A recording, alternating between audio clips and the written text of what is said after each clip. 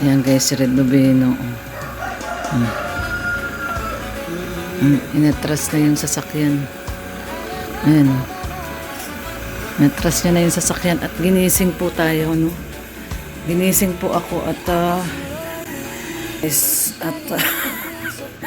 hindi naman yung itsura ko.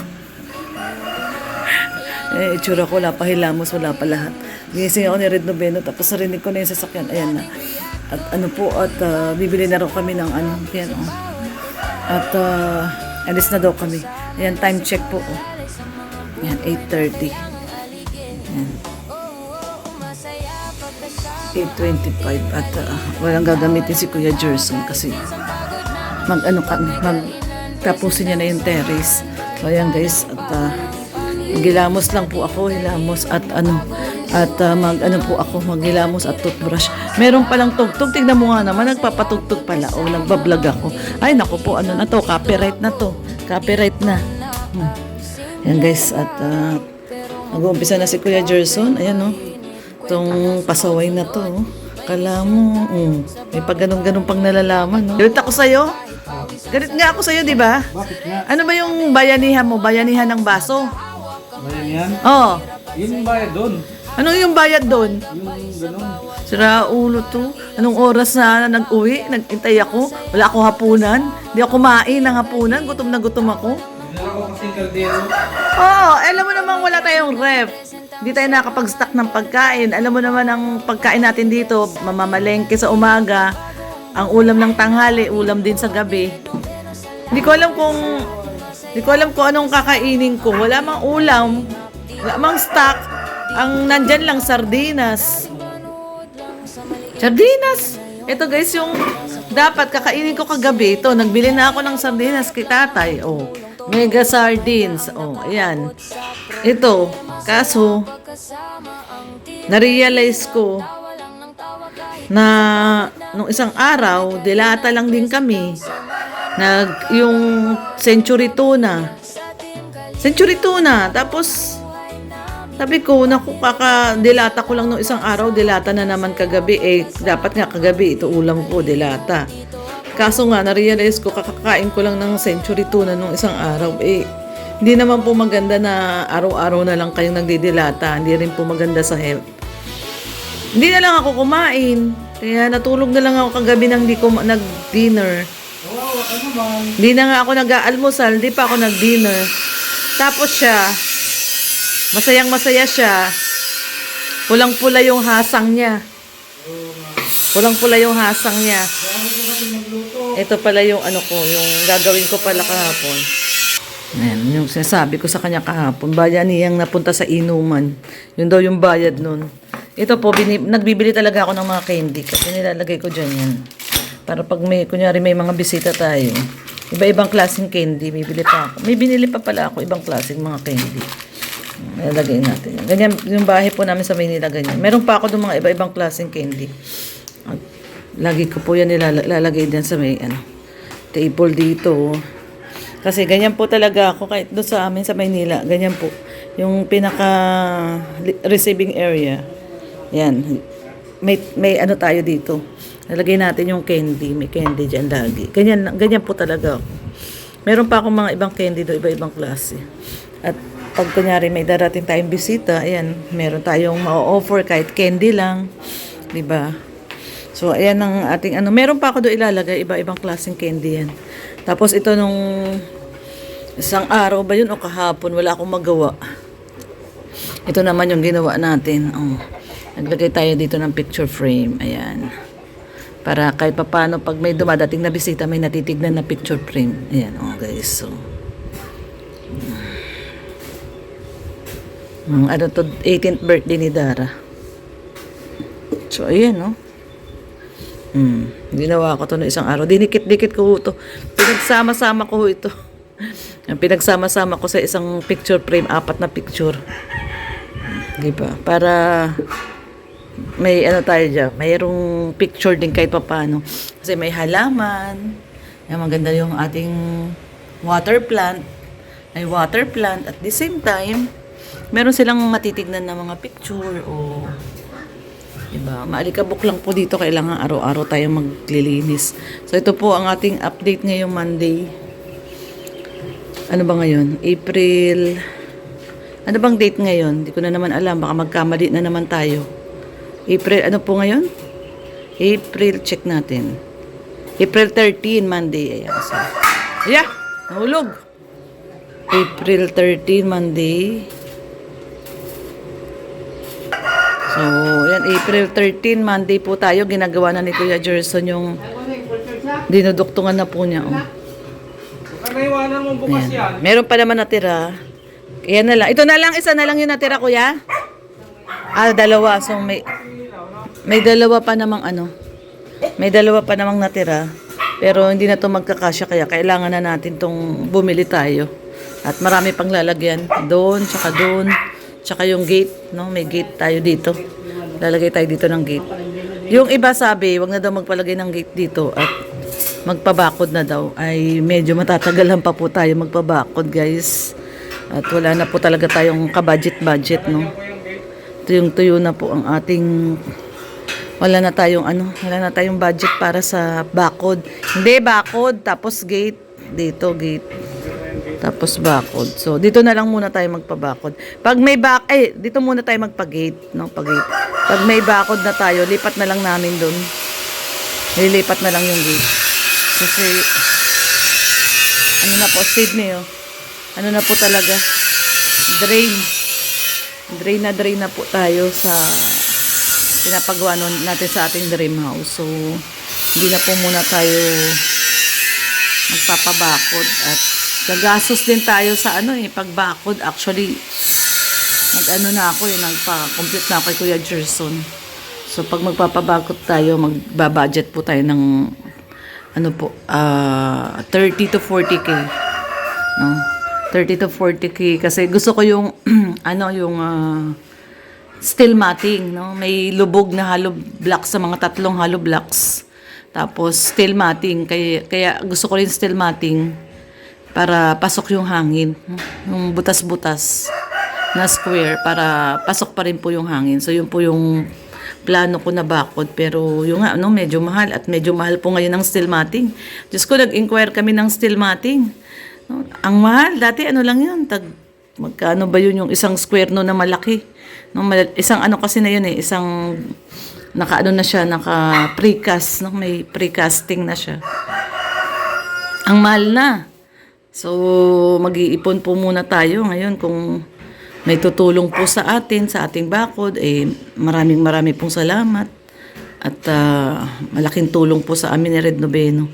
Pero for now, wala po talaga muna tayong budget para dyan sa ating bakod kasi may inuuna pa tayo. Ito actually yung terrace natin, medyo na-over budget na tayo dito sa terrace kasi yung binigay ni Insan Unikang 10K, nagbigay siya sa atin ng 10K para tulong sa terrace natin.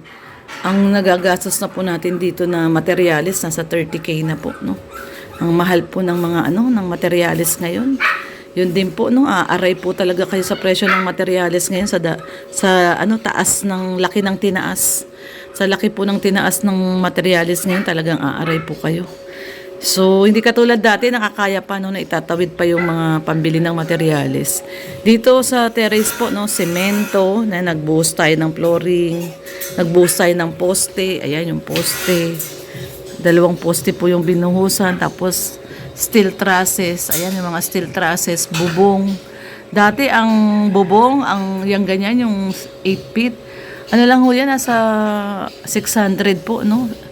Ngayon, kasi dati bumili kami, nagpabubong kami dito dito sa garahe, ayan nagpabubong tayo dito sa garahe. Ito mahaba to, 10 feet tong haba nito. Ang bili lang po namin ng 10 feet dati, nasa 1.2. Tapos yung ngayon yung 8 feet 1.4. Diba? Ito, mahaba kasi itong bubong dito mas mahaba. Dito na pinapark ni Red Noveno yung motor niya. Kasi tinanggal na natin dito yung table. Ayun si Sydney natutulog. So yun, nandito na yung motor ni Red. So yan. Dati kasi may table dito So, at least ngayon dito hindi naiinitan yung motor niya. So, yun o guys. So, yung bubong na yan, dati 1 to yan, 10 feet. 10 feet po yan, mas mahaba. Ngayon yung dito, yung binili namin po dito sa dito sa harap. Ano lang to? Ilang feet nga to? 6 feet lang to, di ba? Tingnan nyo. Magkano bili namin dyan itong huli? Nasa 1,002 yata. 1,002 na. Yung mas maiksi. Yan pa lang, ano yan? Pito po yan. Nasa 8,000 na yung bubong. Mahigit. No, 8,004. Bubong pa lang. Tapos yung mga trusses. Basta yung unang bili namin ng materyales, yung mga bakal na pang trusses. Yan, yung mga pangbubong. Nasa 18,000 na kaagad. 18,000. Wala pa doon yung mga semento, graba, buhangin. Tapos, ayan, yung mga, yung mga tubular ngayon na nilalagay doon sa terrace. Ayan. So, nakaka mga 30K na mahigit, no? Siguro mga 35,000 na tayo dyan sa terrace. Siguro kung hindi po nagtaasan yung mga kung hindi nagtaasan yung mga materyales, siguro ang budget lang natin dyan talaga, original, no? Nung pinakompute natin kay Kuya Gerson, nasa 25K lang talaga, no? Yun yung pinaka-original talaga na budget na na-compute, 25,000. Pero dahil nga nagtaasan po lahat ng materyales, no? Siguro ang tinaas ng materyales ngayon nasa 40 to 50%, no? Yung tinaas ng materyales. Naging 35K na po yung budget dyan sa terrace. Nadagdagan ng 10,000. Samantalang yung original na computation namin dyan, abot lang yan ng mga 25,000. So yan, ngayon nasa 35 na po yan. No? Sobrang, yung sinuweldo ko ng nakaraang buwan na 32, sobra-sobra na yung gastos, abonado na. Wala pa po dyan yung labor, no? Wala pa yung labor dyan. So, yun, kaya talagang medyo negative na po talaga tayo. Hindi ko na magamit yung credit card ko kasi max out na. Dati, okay pa, nakakagamit pa tayo ng credit card pambili ng materyales kasi nga, pwede pa, pasok pa siya. Ngayon, sobrang max out na. No? 250K po yung credit limit ko. 250K pero na max out ko na po. So, inuhulog-hulugan ko na lang yun ng minimum amount due. No, kunyari, minimum amount due ko, 2,000, 3,000. Yun lang yung inuhulog ko doon. Kaya yung pinaka-main, hindi na babawasan. Kasi nagmi-minimum amount due lang ako ng payment sa aking credit card. Kaya, ayan guys, ang ating, talaga, medyo steep, no? Na talaga tayo, drain na ang ating budget. Kaya, hindi na muna tayo makakapagpabakod. Siguro, next year na lang. Pero, tingnan natin kung may mga mabubuting puso ang tutulong sa atin. Ha? Wala na? Nalas na yan? Yan, bibili na. Nagilamos lang ako. Yan guys, at nagyayaya na si Red Noveno. Yan, bibili na roon ng bakal at kailangan matapos si Kuya Gerson ngayon yung terrace para makapag-ano na po siya sa bubong naman, yung bubong. Ayusin pa pala niya yung bubong. Magtututbrush lang tayo at maghihilamos. So, ayan. Samahan niyo po kami ni Red Noveno ngayong Monday. Yan, mainit na panahon ng Monday. Ayan guys. Napakainit. Ang aga-aga. 8:30 pa lang napakainit. Ayan. Samahan niyo po kami ni Red Noveno. Walang kahangin-hangin, no? Dati makikita mo yung may hangin dito. Yung mga damo, gagalawan. Ngayon walang kahangin-hangin. So, sobrang mainit. Ayan. Kaya, samahan niyo po muna kami ni Red at bibili lang po kami ng aming bakal para sa terrace kasi tapusin na yun ni Kuya Gerson. At yun, happy Monday to all. Ayan, happy weekdays. Ayan, have a blessed weekdays to all. At mamaya, tayo. Samahan nyo kami bumili ng bakal na Red Noveno. Tara po. So, ayan guys. So, ito na. Malapit na matapos ni Kuya Gerson. Konti na lang. Lamang. Kailangan na namin bumili ng at wala na. Wala nang gagamitin si Kuya Gerson. So, ayan guys. Cylindrical lens. So, bibili po tayo ng materyales. Patay na naman sa walang tigil talaga yung gastos guys pag nagpapagawa ng bahay. Ayan, dami na naman bibilihin daw. Ano daw yung mga bibilihin? cylindrical hinge, yung primer, at saka yung automotive block. Anong automotive block? Pinturang itim. O primer muna natin.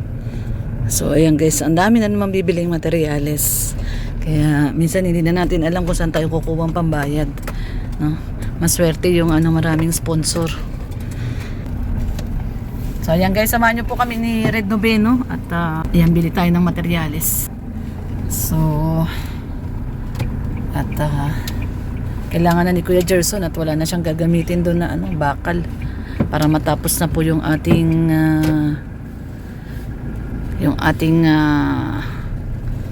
balkonahe, yung ating terrace. So yun. So yan lang po muna guys ngayong araw po ng Monday. So mapagpalang araw po sa atin ng Monday to all our viewers, mga organic viewers, di nag-i-skip ng ads. Maraming pong salamat.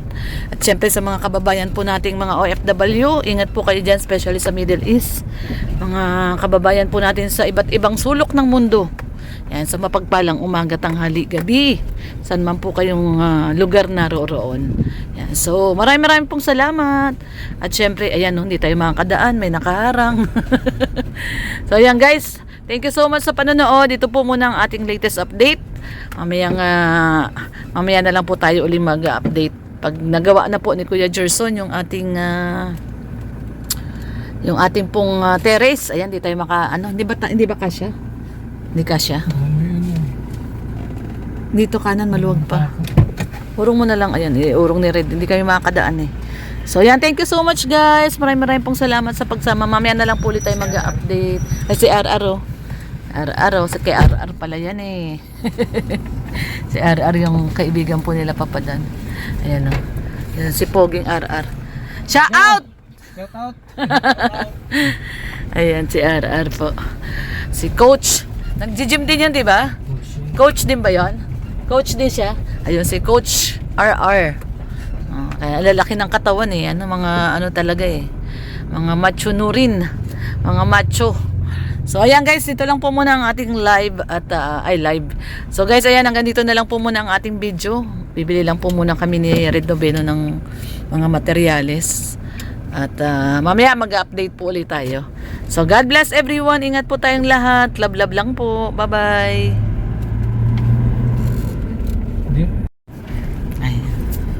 So, yan o. Dito kami Diyan kayo nagbabayanihan? bayanihan. Saan? Ito. Ito yung bahay nila Kuya Robin? Dito yung may gusto kay Mr. J. Yan yung bahay nila Kuya Robin? May ukay-ukay. Si May gusto kay Mr. J? Si Mary? Hindi, si Ito yung bahay nila Kuya Robin. Ayan. So ito guys, ayan. Ayan yung ginawa niya, nag-ukay kayong poste. Binuhusan na namin. Binuhusan na. So yun pala yung bahay nila Kuya Robin. Ay, may nyug na Kararating lang kahapon yan. Ayan. So ayan guys, at dito pala sila nagbabayanihan. So malapit lang pala, no? Pag dito ka dadaan sa may kabila, mas malapit. Ayan yung tulay na to. Ito guys, yung tulay na yan. Papasok din yan doon. Itong tulay na to. Papasok din yan doon. Mas malapit actually pag dito yung daan. Ayan, gano'n. Ayan. So ito yung irrigation. Ayan yung bahay nila, yung bahay ni Gabo, ni Joey. Taasan ng bakod ni Joey, nilagyan na ng bakod. Kay Nelson na bahay. Yung sa amin, di kita. Di kita yung sa atin. So, ayan. Babay po muna, guys.